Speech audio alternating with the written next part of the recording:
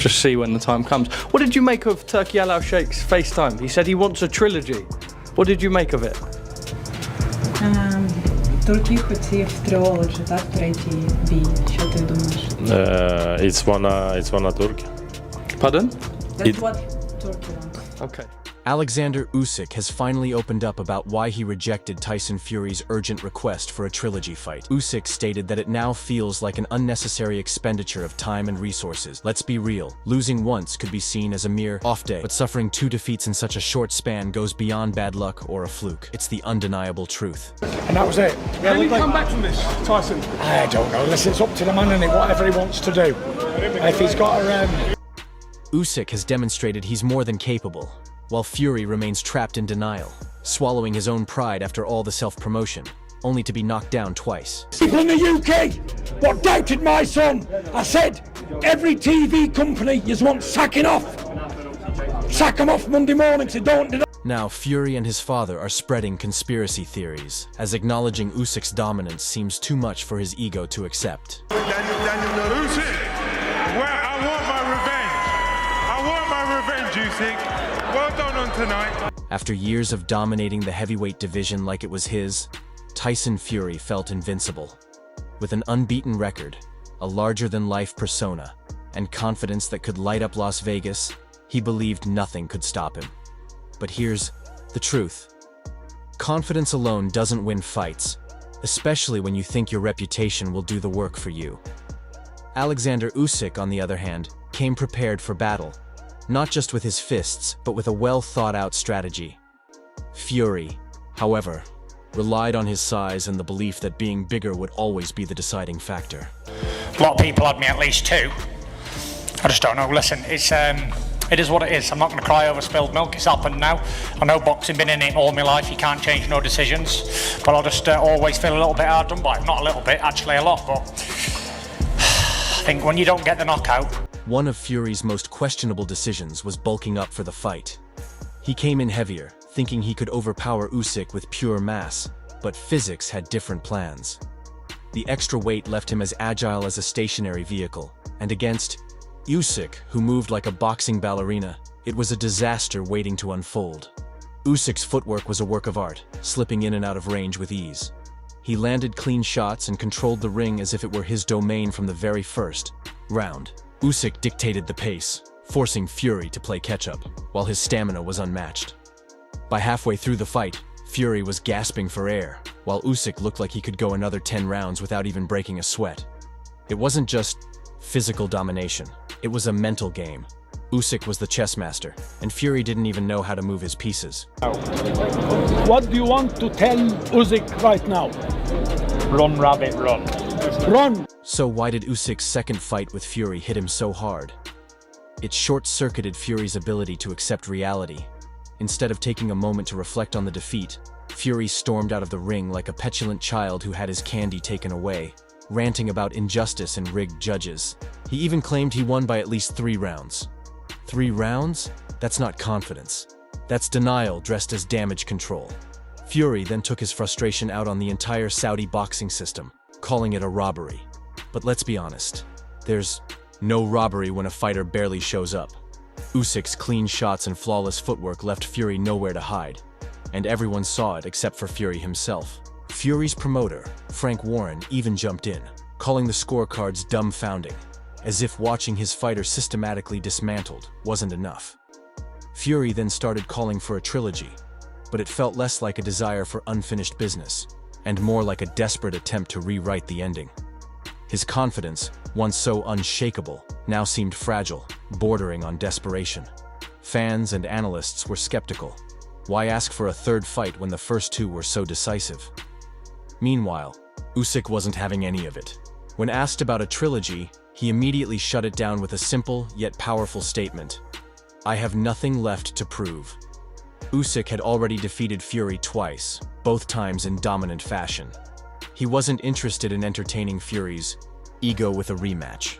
His focus was on building his legacy, not dragging out a rivalry. Usyk's camp made it clear they had no interest in revisiting the fight. Instead, they were looking ahead to new, meaningful challenges. Fury, having lost his unbeaten record, no longer had the leverage to demand anything. Usyk's team was more interested in progressing, not engaging in pointless rematches. As Fury begged for a trilogy, Usyk's attention shifted to fresh opportunities, with speculations swirling around potential matchups with other top contenders like Daniel Dubois or Joseph Parker, fights that would further cement his status as the undisputed heavyweight king. Usyk's refusal to entertain Fury was about prioritizing progress, not repeating history. God bless. I want my revenge for the robbery last time. Let's get it. Let's go. Let's go. Des Hearn described Fury's loss as a crucial turning point in his career, and his promoter's words suggested things were looking pretty bleak for him. But Hearn wasn't just piling on the misery, he was already setting the stage for a potential showdown between Fury and Anthony Joshua, as you'd expect. According to Hearn, while Fury didn't exactly implode in the rematch, he wasn't himself either. His timing was off, and his punch resistance had clearly diminished, which was just a polite way of saying Fury got exposed by a better fighter once again. Hearn suggested that Fury might need to adjust his approach if he wants to remain competitive. Though let's face it, Hearn's main goal was to set up his next big payday. KL, on the other hand, didn't sugarcoat his analysis. Known for his blunt takes, he tore into Fury's performance, pointing out that Fury lacked the aggression that's usually his trademark. He said Fury was constantly reacting rather than being the one dictating the action. When Fury had moments of success, he didn't fully commit to them. Essentially, Fury froze. KL even hinted that retirement could be on the horizon for Fury. He's made a lot of money and achieved a lot, but once that fire is gone, it's tough to keep going. In other words, if you're only fighting for the paycheck, maybe it's time to walk away. Johnny Nelson, another no-nonsense analyst, spent his time praising Usyk while dissecting Fury's many missteps. Nelson pointed out that Usyk took control from the very first bell, forcing Fury into a reactive role. Fury was constantly playing defense, which was a diplomatic way of saying he looked completely out of his depth. Nelson also observed how Fury's hesitation in the ring was impossible to ignore. He seemed to second-guess every move, whether it was the pressure of the rematch or the lingering sting from his first loss. Fury just couldn't seem to get out of his own way. First fight. Make it happen. Mr. Excellency. Your Excellency. Des Hearn described Fury's loss as a crucial turning point in his career, and his promoter's words suggested things were looking pretty bleak for him. But Hearn wasn't just piling on the misery, he was already setting the stage for a potential showdown between Fury and Anthony Joshua, as you'd expect. According to Hearn, while Fury didn't exactly implode in the rematch, he wasn't himself either. His timing was off, and his punch resistance had clearly diminished, which was just a polite way of saying Fury got exposed by a better fighter once again. Hearn suggested that Fury might need to adjust his approach if he wants to remain competitive. Though let's face it, Hearn's main goal was to set up his next big payday. KL, on the other hand, didn't sugarcoat his analysis. Known for his blunt takes, he tore into Fury's performance, pointing out that Fury lacked the aggression that's usually his trademark. He said Fury was constantly reacting rather than being the one dictating the action. When Fury had moments of success, he didn't fully commit to them. Essentially, Fury froze. KL even hinted that retirement could be on the horizon for Fury. He's made a lot of money and achieved a lot, but once that fire is gone, it's tough to keep going. In other words, if you're only fighting for the paycheck, maybe it's time to walk away. Johnny Nelson, another no-nonsense analyst, spent his time praising Usyk while dissecting Fury's many missteps. Nelson pointed out that Usyk took control from the very first bell, forcing Fury into a reactive role. Fury was constantly playing defense, which was a diplomatic way of saying he looked completely out of his depth.